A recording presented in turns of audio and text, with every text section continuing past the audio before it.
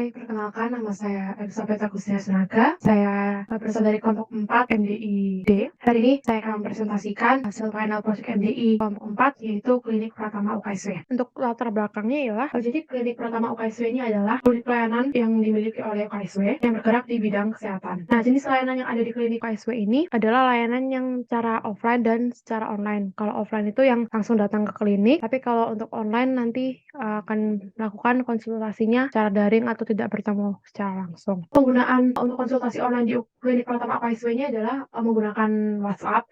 Jadi nanti pasien dan dokter akan berkonsultasi melalui WhatsApp. Penggunaan WhatsApp sebagai media konsultasi online di Klinik Pratama UKSW ini dinilai belum efisien dan efektif karena petugas klinik ini membutuhkan waktu yang cukup lama untuk merespons setiap pasien, sehingga dapat mengurangi kepuasan pasien akan pelayanan kesehatan yang ada di Klinik Pratama UKSW. Nah, maka dari itu perlu dibangun sebuah sistem informasi yang dapat membantu meningkatkan tadi efisiensi dan keefektivitasan layanan konsultasi online di Klinik Pratama UKSW. Kemudian untuk tujuan dan manfaatnya ialah untuk meningkatkan tadi efisiensi dan efektivitas layanan konsultasi kesehatan online melalui sebuah sistem informasi pelayanan kesehatan yang berbasis website. Kemudian untuk sasaran aplikasinya adalah mahasiswa aktif UKSW, kemudian masyarakat sekitar, tapi pengguna BPJS, kemudian ada dokter serta petugas kliniknya. Kemudian untuk solusi yang kelompok kami ambil untuk mengatasi tadi permasalahannya adalah dengan membuat website yang dia bisa diakses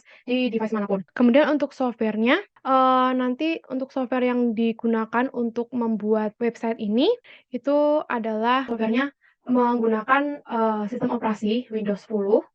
Kemudian untuk web servernya dia menggunakan Apache 2.4.54. Untuk kemudian untuk database-nya menggunakan database MySQL. Kemudian untuk bahasa pemrograman yang digunakan untuk membuat website ini adalah bahasa pemrograman PHP. Kemudian untuk framework aplikasinya adalah Laravel. Kemudian code editor untuk membuat aplikasinya adalah Visual Studio Code. Kemudian untuk web browser yang digunakan untuk simulasi adalah Chrome browser. Kemudian untuk hardware sendiri yang digunakan untuk pengimplementasian sistem ini adalah CPU dengan prosesornya adalah prosesor Intel Core i5. Kemudian RAM-nya 4 GB, kemudian penyimpanannya 256 GB SSD. Kemudian untuk monitornya adalah monitor 14 inci HD 1366x768.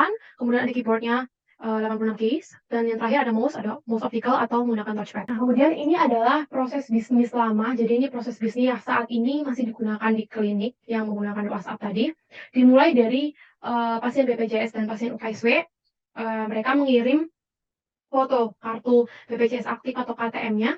Jadi ini dikirim ke nomor WhatsApp yang sudah tersedia untuk konsultasi online. Jadi mereka nanti foto, kemudian di petugas klinik nanti mereka akan mengecek kelengkapan persyaratannya, apakah sesuai, apakah sudah memenuhi syarat atau belum. Kalau misalnya tidak, nanti masih lagi kembali ke bagian sini, bagian kirim foto itu harus diselesaikan dulu, karena kalau belum valid, tidak bisa dilanjutkan konsultasi online. Tapi kalau sudah persyaratannya lengkap, maka akan dilanjutkan pengecekan data rekam medis pasien. Nah, pengecekan data rekam medis pasien ini maksudnya adalah biasanya kan ada pasien yang mereka berkonsultasi itu lebih dari 1 kali. Jadi otomatis kalau udah lebih dari 1 kali, pasti klinik punya rekam medis. Riwayatnya rekam medis pasien ini apa aja gitu. Nah, kalau misalnya ada, rekam medisnya ada, maka petugas klinik akan langsung mengalihkan pesan WhatsApp kepada dokter. Tapi kalau misalnya belum ada data rekam medisnya, maka petugas akan menginputkan data pasien baru. Nah, setelah menginput data pasien baru, nanti dilanjutkan kepada dokter. Nah, setelah dialihkan kepada dokter tadi WhatsApp-nya, maka dokter dan pasien akan melakukan konsultasi online via WhatsApp, akan ditanyakan keluhannya apa segala macam. Kemudian setelah konsultasi selesai, jika dokter memberikan resep, maka pasien menebus obat di apotek Klinik Pratama UKSW dengan membawa kartu identitas. Nah, untuk saat ini itu batas pengambilan obatnya itu adalah hari yang sama saat konsultasi online. Misalkan konsultasinya itu hari Senin, maka obatnya itu harus diambil hari Senin, saat hari Senin itu juga, dan terakhir jam 7 malam. Tapi kalau misalkan dokter tidak memberikan resep apapun, maka konsultasi selesai. Nah, untuk proses bisnis yang baru, ini adalah proses yang untuk rancangan sistem websitenya. Dimulai dari pasien aktif UKSW atau BPJS, mereka masuk ke dalam website aplikasi layanan konsultasi online Klinik Pratama UKSW. Kemudian setelah masuk ke websitenya, nanti akan ada muncul pendaftaran. Jadi sudah daftar atau belum? Kalau misalnya belum daftar, pasien bisa melakukan pendaftaran data diri. Tapi kalau misalnya sudah daftar, maka akan langsung menuju ke halaman login aplikasinya. Kemudian setelah itu tadi untuk yang pendaftaran tadi, yang belum melakukan pendaftaran kan setelah, pasien melakukan pendaftaran data diri, maka petugas klinik juga akan memvalidasi pendaftarannya. Ini validasinya tuh, untuk yang pasien aktifnya dicek dulu NIM-nya apakah, mahasiswa ini aktif atau tidak di KSW, atau yang BPJS apakah, BPJS-nya itu aktif atau tidak. Kemudian, kalau misalnya belum aktif akan masih diurus lagi, balik lagi ke, masuk pada menu aplikasi layanan untuk, mengulang kembali. Tapi kalau misalnya sudah valid, maka akan ke halaman login.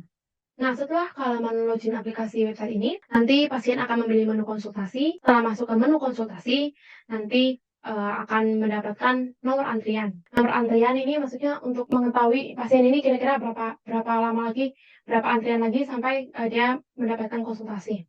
Setelah, nomor antriannya sampai ke pasien tersebut, nanti pasien akan langsung melakukan konsultasi dengan dokter. Lalu sama seperti proses bisnis yang sebelumnya, setelah melakukan konsultasi, dokter akan memberikan resep atau tidak. Kalau iya, nanti, pasien tersebut akan mendapatkan resep, obatnya dan mengambil ke klinik pertama KSW. Tapi kalau misalnya dokter tidak memberikan resep, maka konsultasi online-nya selesai. Kemudian untuk metode pengembangan sistem, website ini kami menggunakan sistem, metode waterfall. Jadi waterfall ini dia ada 5 tahapan, yaitu analisis kebutuhan, perancangan sistem, implementasi, pengujian program, dan maintenance. Tapi karena, di sini kami hanya membuat sampai perancangannya saja, jadi cuma sampai di tahap 2.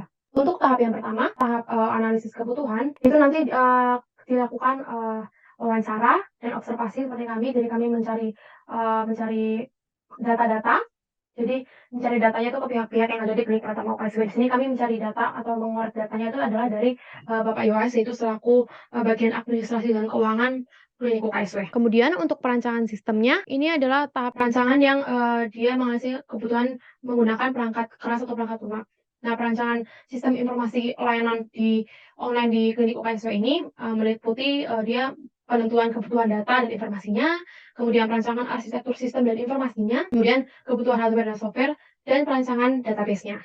Untuk yang ketiga, keempat, kelima tidak sampai ke tahap 3 karena tadi sudah hanya sampai perancangan database saja. Kemudian untuk pembagian, tugas pengerjaan dari kelompok kami, ada Sylvester, dia selaku project leader-nya, kemudian saya di bagian business analyst, untuk mencari-cari data, klinik yang saat ini masih berjalan. Kemudian untuk Teresia dan, Febrianti, mengambil bagian yang sistem analis yang untuk, perancangan, sistem website-nya. Tapi dalam pengerjaannya walaupun kami punya job desk masing-masing juga kami juga saling membantu. Kalau ada misalnya anggota kelompok lain yang mungkin kesulitan, jadi kami saling bantu satu sama lain. Kemudian ini adalah use case diagram dari website, konsultasi online-nya. Jadi di sini ada 3 aktor, yaitu admin, pasien, dan dokter. Nah, untuk, admin sendiri, di sini dia, memberikan pemberitahuan konsultasi kepada pasien, kemudian dia juga bisa menyediakan info jadwal praktek dokter. Nah, karena praktek dokter di klinik ini ada 2, yaitu dokter umum dan dokter gigi. Kemudian admin juga bisa mengelola data pasien. Jadi, mengelola ini adalah dia menyimpan data diagnosa dan mengecek data rekam medis pasien.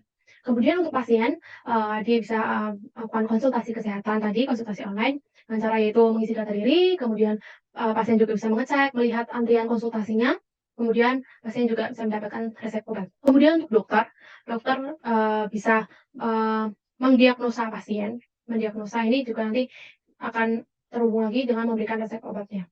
Kemudian dokter juga bisa membuat catatan medis, kemudian dokter bisa mengecek riwayat pasien. Nah, dari mana riwayat pasiennya itu? Yaitu dari data rekam medisnya. Kemudian untuk arsitektur informasi yang ada di, sistem informasi konsultasi online klinik Pratama UKSW, di sini ada login terlebih dahulu, kemudian masuk halaman utama atau ke beranda. Nah, di sini ada 5 menu, ada di menu profil, ada, nama, ID, NIM, atau nomor BPJS-nya, dan kemudian data diri pasien tersebut. Kemudian di menu layanan, ada layanan konsultasi dokter umum dan layanan konsultasi dokter gigi. Kemudian untuk layanan, menu dokter, nanti ada muncul jadwal jaga dokter. Kemudian di menu notifikasi, ada jadwal konsultasi online atau offline, dan kemudian ada jadwal ambil obatnya. Kemudian yang terakhir adalah riwayat pasien, ini adalah rekam medis. Kemudian untuk, database, sini ada logical, ada, gambar yang logical, kemudian gambar ERD-nya, dan ini yang dari, PHP My Admin. Sebelumnya saya jelaskan dulu, ini jadi kami punya 10 entitas untuk database ini. Jadi yang pertama ada TB, data petugas, TB pasien, TB kategori pasien, TB konsul, TB rekam medis, TB resep, TB data dokter, TB detail resep, TB jadwal praktik, dan TB data obat. Nah, untuk kardinalitasnya antar entitas itu adalah TB data petugas, dia memiliki relasi one to many dengan TB pasien. Jadi artinya satu petugas itu bisa mengelola banyak data pasien. Kemudian untuk TB kategori pasien, dia memiliki relasi one to one dengan TB pasien. Artinya dalam satu kategori terdapat banyak pasien. Kemudian untuk TB pasien sendiri memiliki relasi one to many dengan tabel konsul. Jadi artinya satu pasien bisa melakukan beberapa kali konsultasi. Jadi konsultasinya bisa lebih dari satu kali. Kemudian untuk TB data dokter, dia memiliki relasi one to many dengan TB konsul. Karena satu dokter itu dia bisa melayani lebih dari satu konsultasi. Kemudian selanjutnya TB data dokter juga memiliki relasi one to many dengan rekam medis. Jadi artinya satu dokter ini dapat mengelola banyak data rekam medis pasien. Kemudian TB data dokter juga berrelasi one to many TB resep. Nah, artinya satu dokter dia dapat membuat beberapa resep obat. Kemudian TB resep ini dia memiliki relasi one to many dengan TB detail resep. Artinya dia dalam satu resep terdapat beberapa detailnya. Kemudian untuk TB data obat, ini TB data obat itu dia memiliki relasi one to many dengan TB detail resep. Karena satu data obat dia memiliki beberapa detail. Kemudian ada TB resep lagi. TB resep dengan TB rekam medis itu adalah hubungannya one to one karena satu resep itu hanya memiliki satu rekam medis atau satu rekam medis memiliki satu resep. Kemudian TB pasien memiliki relasi one to many dengan TB rekam medis karena satu pasien dia memiliki banyak rekam medis berdasarkan konsultasinya ya. Kemudian yang terakhir ada data dokter. TB dokternya ini dia memiliki relasi one to many dengan TB jadwal praktik karena satu dokter dia memiliki lebih dari satu jadwal praktik. Nah, untuk primary key-nya sendiri, di tabel data petugas ini ada primary key-nya adalah kode petugas, kemudian di TB pasien, primary key-nya adalah ID pasien, kemudian di TB kategori pasien ini, primary key-nya adalah kode kategori, kemudian di TB konsul, primary key-nya adalah kode konsul, di TB rekam medis, primary key-nya adalah kode rekam medis, kemudian di TB data dokter, primary key-nya adalah kode dokter, kemudian di TB jadwal praktik, primary key-nya adalah kode jadwal praktik, kemudian di TB resep, primary key-nya adalah kode resep, di TB detail resep, dia nggak punya primary key karena ini detail ya.